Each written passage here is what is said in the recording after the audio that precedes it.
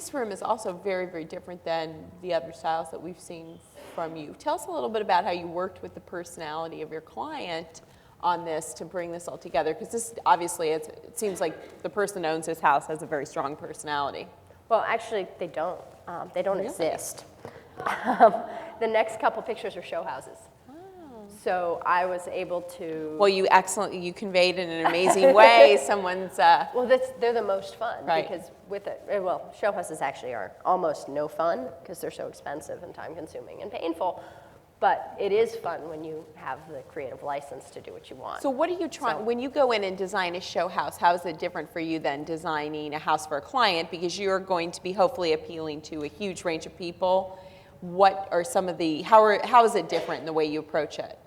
There are still the same constraints. Every show house has a problem. In this, the owner of the house that had donated it for the space wouldn't let us change a paint color.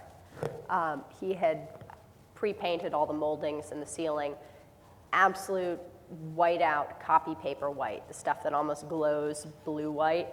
And it's very hard to find fabrics that have that color in there. So anything else we were going to put in the room from the beginning was going to look dirty or wrong, or like we'd forgotten to paint the house. So first thing I did was I was working with Brunswick, so luckily they had promised to supply me with fabrics. So that narrowed, again, the field. I was going to work with what was in Brunswick's pretty vast repertoire to find a fabric that had true white in it, and it was hard. And we found this crazy toile, but it was called Les Animaux Warp Print. So it had a little E-caddy vibe. So it wasn't a prissy toile. It was a little more fun and whimsical and a little beachier. And we upholstered the walls in it. And from there, I just kept trying to find elements that had character and soul that didn't make this feel unlived in. And I'm going to flip through these to show you. This is the rest of the room, where we just worked off a palette of grays and sort of deep aubergines and sort of a sunshiny yellow, and that bright screaming white, which we had to sort of to tie in. But in the book, I go through the process of building this room fabric by fabric, and here's another show house.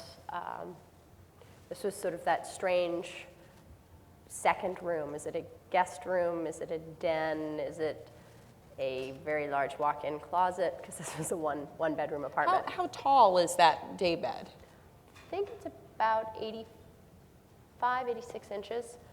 And we decided to put it right in front of the window because this was another one of those high-rise condos where if you exposed all the windows entirely, you had no home. There was nowhere you weren't sort of being looked at through the microscope or in your zoo pen. And it may be hard to see this in the slide, but a lot of the luxury high-rise condos that are being built now are actually being built without any of the old artistry and craftsmanship, and they have these sort of sad metal frame doors that are drop-ins. It's very easy for the developers, but very hard for the decorators because they're ugly, and it's really expensive. You have to rip all the walls out. You have to, put in all the moldings and get new doors. And a lot of my clients have just killed themselves buying the place, and they're like, "Wait, you mean it's not going to work? I have to redo everything?" It was so beautiful when I walked in that show house space they had, and they didn't realize that they weren't listening to they were looking at the furniture layouts. They weren't realizing that the materials weren't actually that good. So here I upholstered the walls and faux painted the pattern across the metal moldings to hide these doors, which was the closet, because otherwise in a small room it would have just been these big flat panel closet doors always and sort of omnipresent. And here is a little bit from my furniture line. The table in the corner is a scalloped end table that has little bookcase pie-shaped pieces that pull out. And this bed was I think a 1950s wicker piece I found out in California that I copied totally. It's now a piece of furniture in my furniture line Because I think, you know, that's one of the things that's so exciting and fun for me is finding pieces that I wish there were more of. I wish they were out there. And then having the ability to make them. So, and this is the bedroom that was in that same house, showing again the challenges of working with a space that does have no architectural interest. We tried to create it using the curtain trim and using the positive negative space of the cutout aspects in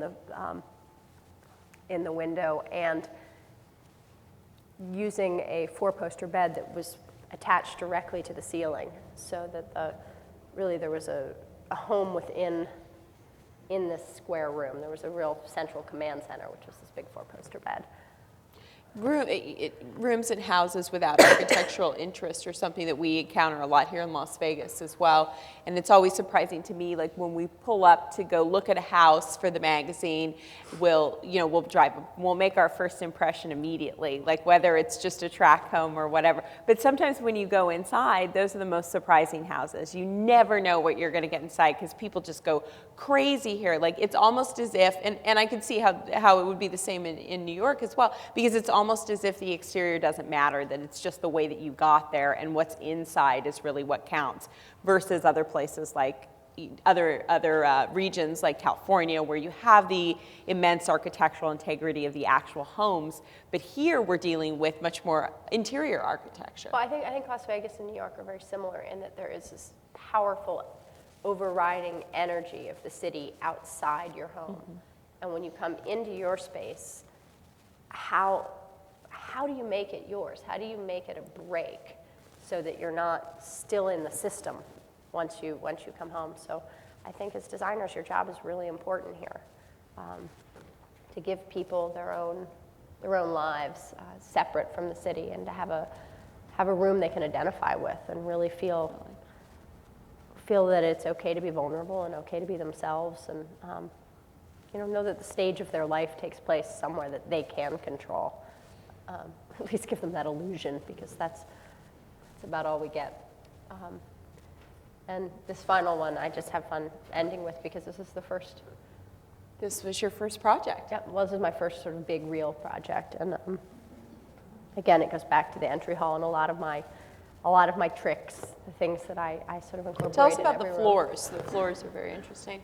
Well, this was a huge wood floor that went throughout the house, and pre-existing. It was very pretty, but we wanted to give a little bit more impact and wow to the entry, so we just painted over it.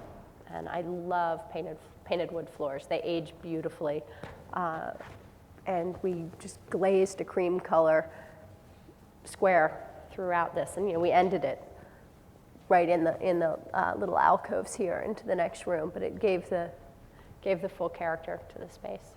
Just a little stencil. So that's the end of our slideshow. And that's it, yeah. Well, we would